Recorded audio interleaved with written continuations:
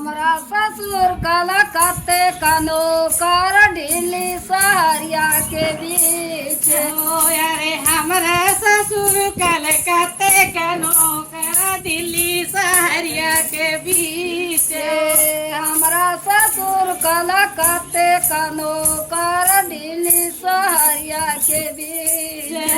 अरे हमरा ससुर कलकत्ते कनो कर दिल्ली सहरिया के बीच। हाथे गुर्देल बान चिराई दागे कमल में बाने कटारिया। अरे हाथे गुर्दे लगन चिराई दागे कमर में बांधे कटार। अरे काता ससुर जी अलगे हो जाई थी नैहर का पालल सारी।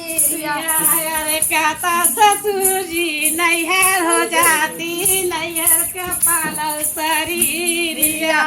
हमरा भसुर कलकत्ते कनो कर ढीली सहरिया के बीच। अरे हमरा भसुर कलकत्ते कनो कर दिल्ली सहरिया के बीच।